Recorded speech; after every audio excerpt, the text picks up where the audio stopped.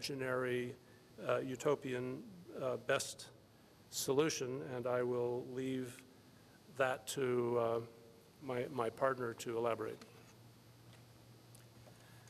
All right, Gene, you want to give your point of view from the Abolish the Fed standpoint?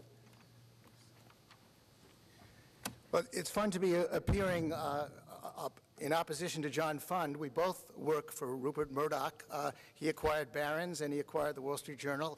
Indicates to you that maybe Murdoch's world is a mansion of many rooms, although the killer anecdote I like to hand people is that Murdoch's publishing arm also puts out Howard Zinn's left-wing People's History of the United States.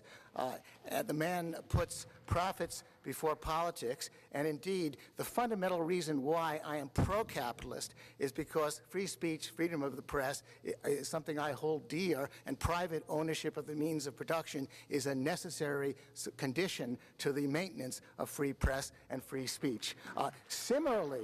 Similarly, the abolition of the Federal Reserve is necessary in order to bring back government accountability to the people. It's fairly simple what has happened over the last few centuries, even before the Federal Reserve was created. The kings wanted to fight their wars.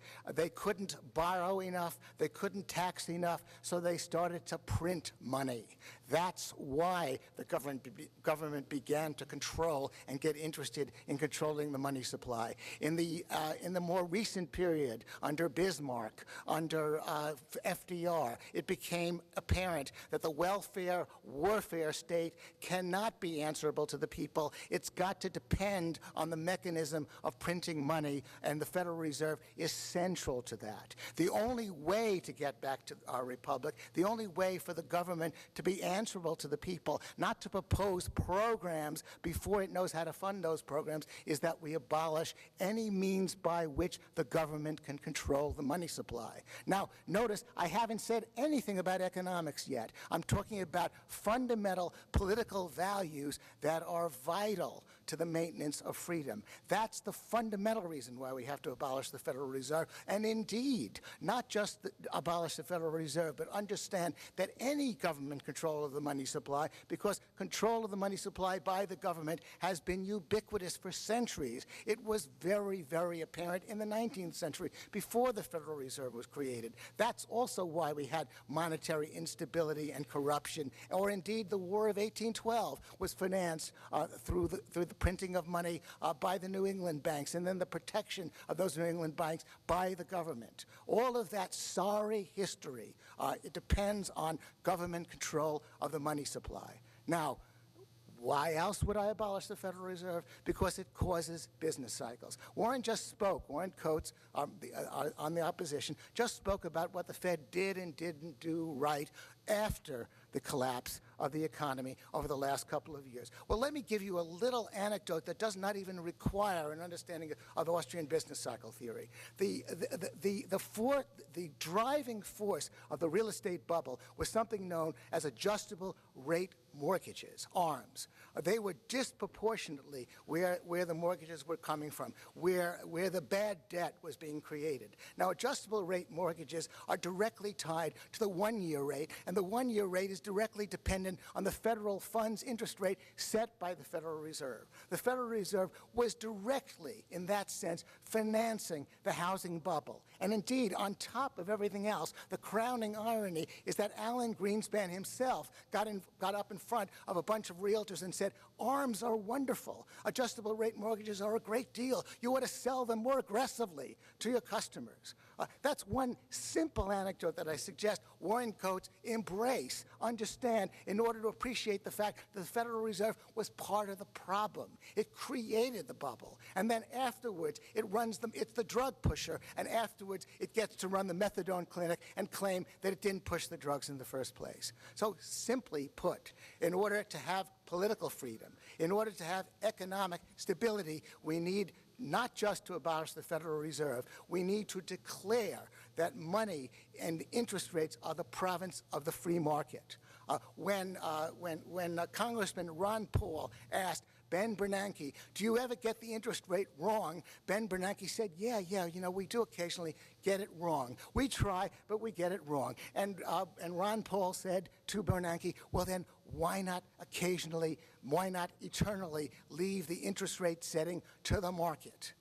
Because you get it wrong, maybe the market will get it right a little bit more often than you do. Is my time up? Do I have any more time? I'm sorry. Where's our moderator? Oh, I'm through. Okay. All right.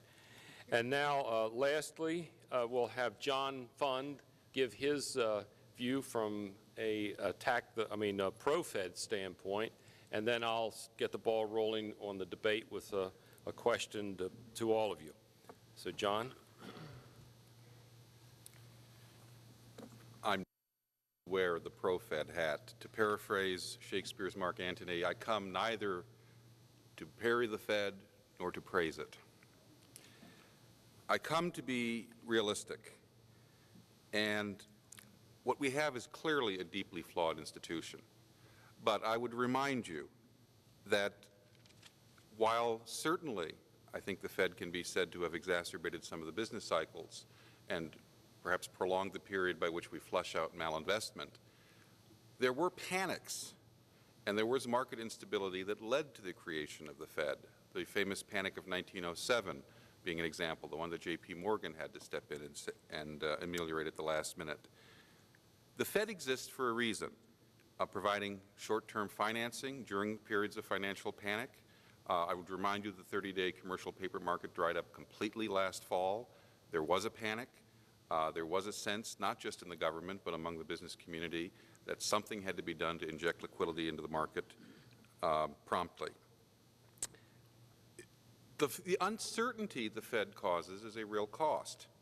On the other hand, my worthy opponents have spent 10 minutes bashing the Fed without giving you any sense that there's an agreement on their side as to what should replace it. And of course, yes, the market, they say, should replace it. But exactly what structure, what mechanisms, how do we get from there to here? And I'll return to that theme. The Fed has taken on far more than a central bank even should take on. It has taken on responsibilities regarding full employment, protecting depositors through an insurance system, many other things. As Richard Rahn points out, the Fed has taken on so many responsibilities it's become like a large fire department that has a fixed percentage of its employees who are arsonists. So as it gets bigger, there are always more fires. Well, I propose there is another course. We have a Fed that is targeted, simplified, streamed down, and focused on its mission, which is preserving the integrity of our monetary value. New Zealand had the same problems in many respects in the 1980s.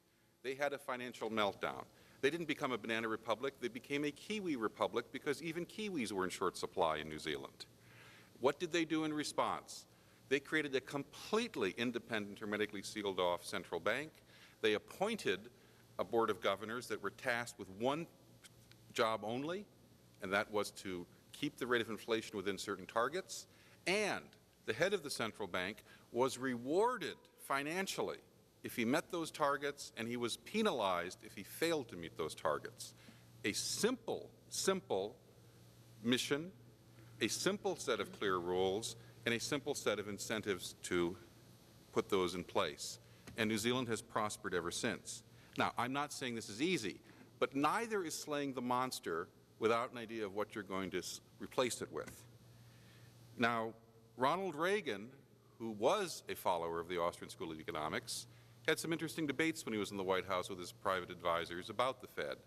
And he always would end these discussions with, well, show me how to get from here to there and we can talk about it. Until then, I think we should recognize that while the Fed creates uncertainty, having a debate about abolishing the Fed without having a clear idea of what's going to replace it creates further uncertainty. And I would submit to you, at least from the point of view of the business community and from entrepreneurs, during that period of time of turbulence in which we debate the role of the Fed without a clear idea of where we're going, we're not going to have economic growth.